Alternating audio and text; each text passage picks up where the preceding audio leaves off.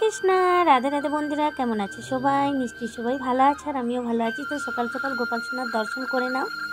এনাদেরকে তো মানসিক শৃঙ্গার করা হয়, শৃঙ্গার তো বাস্তবিক হয় না। আর বাইরে খুব মেঘলা।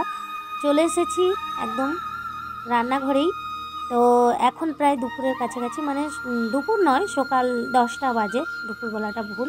তো আজকে কি রান্না করছি দেখো। আজকে মাত্র দুটো সবজি রান্না করছি, আর সবথেকে যেটা আমি ভিডিওতে তুলে ধরবো আজকে, সেটা হচ্ছে বিচকলার ছেঁচকি। বিচকলার ছেঁচকি আমি আজকে হিংচা শাক আর নোটে শাক দিয়ে রান্না করব। এটা হচ্ছে একটু নতুন রান্না, তো সেটাই আমি তোমাদের সাথে আজকে শেয়ার করব। তো দেখো, তেলে দিয়ে দিয়েছি আজকে একটু 4-5টা ডগের হিংচা শাক দিয়ে, আর তেজপাতা দিয়ে দিয়েছি।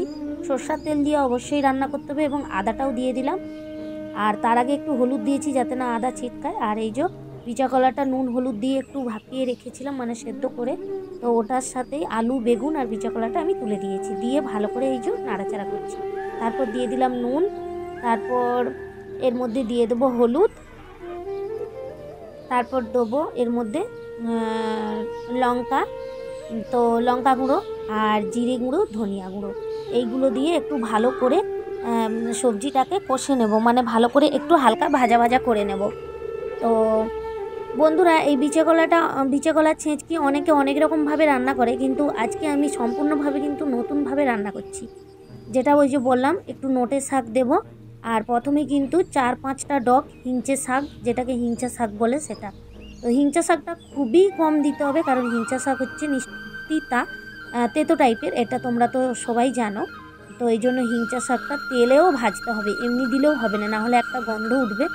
তো হিংচা শাক দেওয়ার পর এই যে দিয়ে দিয়েছি লাস্টে নোটে শাক। তো সেদ্ধ করে একটা বড় বাটিতে নামিয়ে নিয়েছি। তারপর কড়াইতে দিয়ে দিয়েছি তেল, তেলে দিয়ে দিচ্ছি শুকনো লঙ্কা, আর দিয়ে দেবো কালো সরষা। তো কালো সরষা দেওয়ার পরে এইটাকে যে বাটিয়ে নামিয়ে রেখেছিলাম সাঁতলে নেব। সাঁতলে নেওয়ার পর 1 মিনিট বা 2 মিনিট এটাকে ঢাকা দিয়ে রেখে দেবো অল্প আঁচে। তারপর এটাকে খন্তিয়ে করে ভালো করে ঘেঁটে নেবো, একটু কেটে কেটে নিয়ে। একটু এই যে দেখতেই পাচ্ছ তোমরা, ঘাঁটা ঘাঁটা হয়ে গেছে। আর দিয়ে নামিয়ে নিয়েছি। দেখো কত সুন্দর বিচা কলার ছেঁচকি। তো তোমরাও বাড়িতে রান্না করে খেতে পারো। আর তারপর বানাচ্ছি ফুলকপি, আলু আর টমেটো দিয়ে, আর একটু মটরশুঁটি দিয়ে রসা। তো এই যে কড়াইতে দিয়ে দিলাম তেজপাতা আর শুকনো লঙ্কা দিয়ে, এইবারে দিয়ে দেবো একটু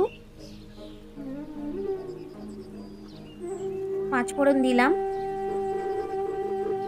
তারপর দিয়ে দেবো আদা বাটা। প্রথমে কিন্তু একটু হলুদ দিইনি, এই জন্য আদাটা ছিটকাচ্ছিল, তো আবার এই যে হলুদ দিয়ে আদাটা ছিটকাচ্ছে না। তারপর দিয়ে দেবো আলু। প্রথমে ফুলকপিটা তো ভেজে নিয়েছি, আর আলুটাও দিয়ে দিলাম। এর মধ্যে দিয়ে দেবো মটরশুঁটি আর কেটে রাখা টমেটো আর ধনিয়া পাতা, একসাথেই সব দিয়ে দিলাম। দিয়ে এটাকে হালকা একটু নুন দিয়ে আমি এটাকে ভালো করে নাড়তে থাকবো। নুন দিলে কি হয়, টমেটোটাও একদম গলে যাবে, আর সুন্দর মানে গ্রেভিটাও চলে আসবে মশলার।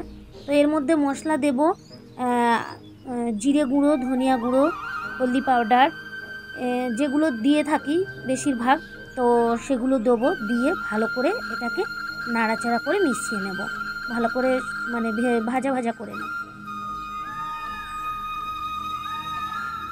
তো এই যে সবই দেওয়া হয়ে যাচ্ছে, এবারে এটাকে ভালো করে ভাজবো।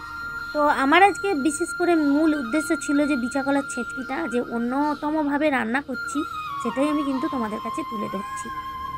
যে 2 রকমের শাক দিয়ে বিচা কলার ছেঁচকি, তোমরাও বাড়িতে ওইভাবে রান্না করে খেয়ে দেখবে, সত্যি খুব সুন্দর হয়েছিল। আমি আজকে দুপুরে খেয়েছি, তো প্রসাদ পেয়েছি, এটাও বলাটা আমার ভুল হবে না, কারণ ওনাদের বাড়ি থেকে যেসব প্রসাদ আমার গিরির জন্য দিয়ে যায়, মানে ভোগ দিয়ে যায়, তো সেটা ওরা নিয়ে যায় না, আমাদের দিকে প্রসাদ করে দিয়েই যায়। তো ওই মহাপ্রসাদ আমরা যেগুলো রান্না করি সেগুলো মেশানোর পর কিন্তু আমরা খাই। তো আমরা এটাকে প্রসাদ রূপেই কিন্তু প্রতিদিন গ্রহণ করছি। তো দেখো, কথা বলতে বলতে রান্নাও প্রায় হয়ে এসেছে। এই যে জল ঢেলে দিলাম। আর এদিকে একটা কাণ্ড হচ্ছে, দেখো ছেলেটা আগে করার জানো তো, সে কাঠের ব্যাট হতো, তো সেই ব্যাটটাকে ওর পাপা রং করে দিচ্ছে। তো এই যে ওদের আজকে প্রসাদ দিয়ে গেছে এইগুলোই। তো তোমরাও মহাপ্রসাদ মানসিক রূপে গ্রহণ করো। রাখছি। হরে কৃষ্ণ।